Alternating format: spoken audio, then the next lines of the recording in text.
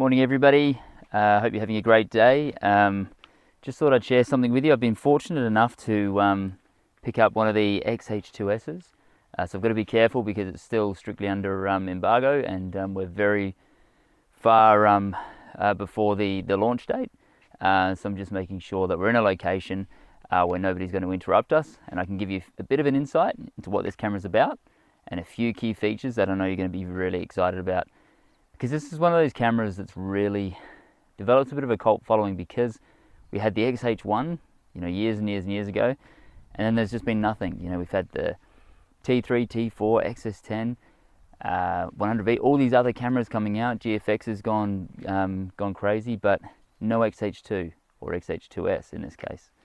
So I thought I'd share my thoughts, and I have been using this camera. I've had access to it for quite a long time, and full disclosure, as you all know, the guys that actually subscribe to my channel, I do work for Fujifilm, and I thought I'd mention that because, and I hope you see that as a great source of information, and obviously not a biased review of the camera. So let's get stuck into it and start having a look at why this camera is hopefully something that's going to help you in your photography pursuits.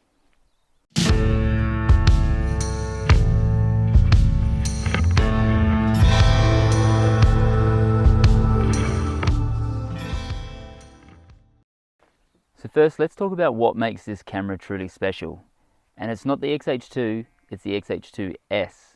And what does that S stand for? It's speed. So as the team in Japan mentioned in the last Global Summit late last year, there is a new sensor, the stacked layered sensor, so giving you really fast readouts.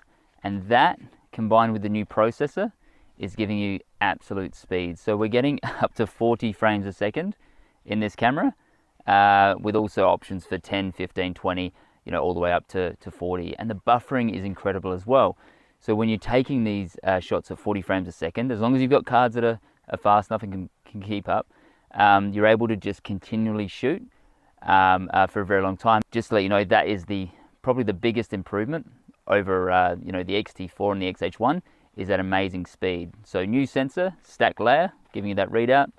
Backside illuminated, X-trans, so all the things we love from the predecessors, but with that speed element as well.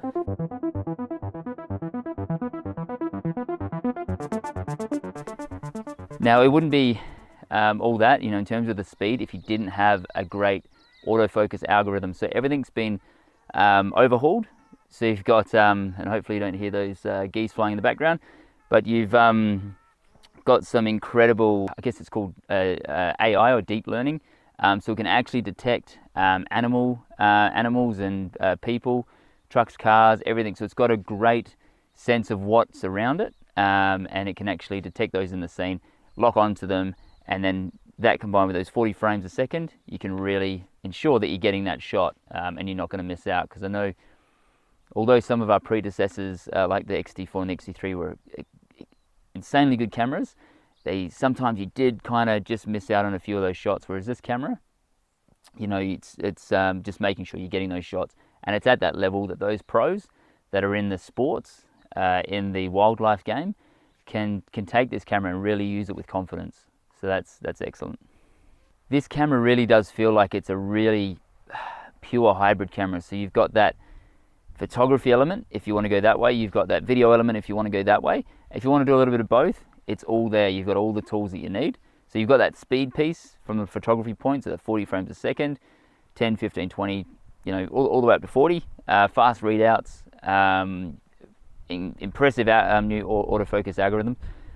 But if you want to go the video way, and obviously that was where they went with the X-H1, but it wasn't quite there yet. The X-H2S is just leaps and bounds ahead of what they were doing with the T4 and the X-H1.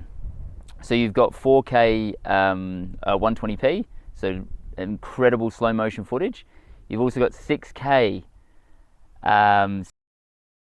which is just incredible. So you've got a 6K sensor, and we've got Apple ProRes now. So for those using Final Cut Pro and wanting that compressed codec, you've got that internal now as well. So making that extremely easy for you to edit post shoot. So there's a whole lot more in that video space. I'm not going to go into it all today, but for me, being that hybrid shooter, that's kind of where I see myself and what I'd be using. And we're shooting on 4K today. I didn't quite need the obviously 6K, so I'm just shooting 4K 60. One of the most enjoyable parts of using this camera so far, and I've had it for a little while, is the EVF. It's probably one of the biggest improvements on the camera so far. And if you are a sports or wildlife photographer using those long lens, you've got so much space in the viewfinder. So in terms of you know, how you might explain that, you know, depending on where you got your eye in the viewfinder, you can see kind of everything. It's such a large viewfinder, so nice kind of eye relief. And depending on your eye position, you should still be able to see all parts of that viewfinder and really have a great viewing experience. It's got a really high resolution, so it kind of has that great balance of viewing resolution, but also eye relief and eye position.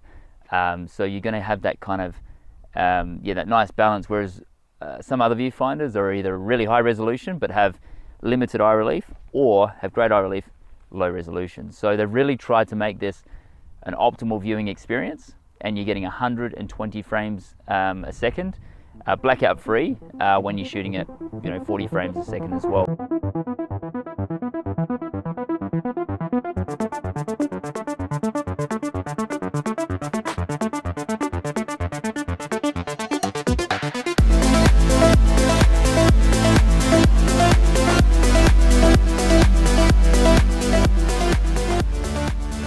And the final key point to note, and something everybody's going to be really excited to talk about, is the stabilization.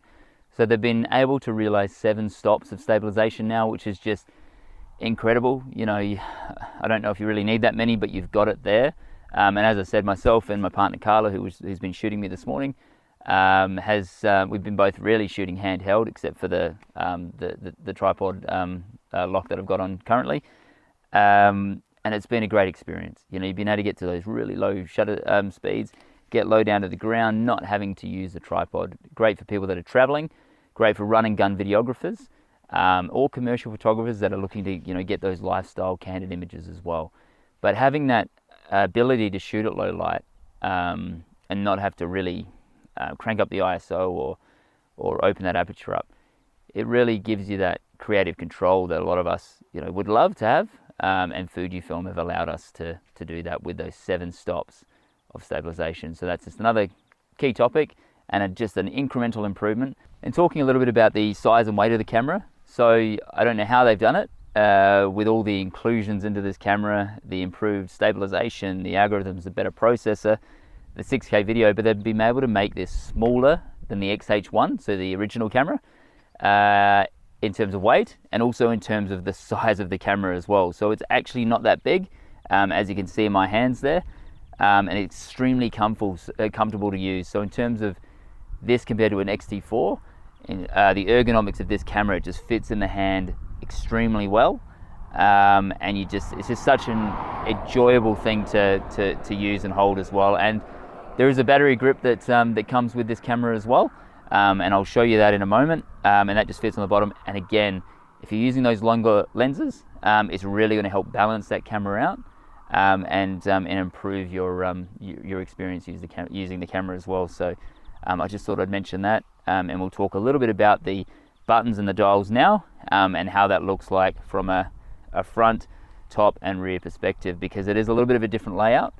So as you can see on the top plate of the camera, we've got a top LCD, a function button with a white balance ISO and recording button, a mode dial with 7 custom presets, and on the front of the camera, a focus button mode instead of a switch, and an improved lens release.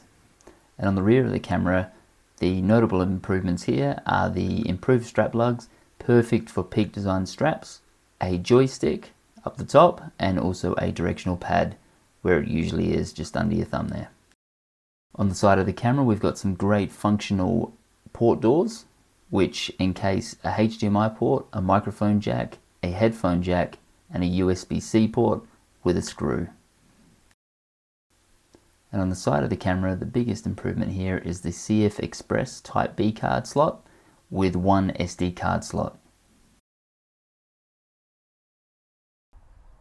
Excellent. Look, I really do hope you've enjoyed it today. I know it was a short, sharp and shiny video, but you know, there's going to be a whole lot of information out there. I just wanted to share my experiences with you and open up the questions in the chat box, because, you know, obviously, you know, I've been using this camera for a little while now. So if you do have any questions about it, if you want to know a little bit more detail, or if just skim the surface on something and you want to know more, please just pop your questions down below and I'll be sure to answer them. Again, hope you enjoyed the video and I'll see you next time. Thank you so much.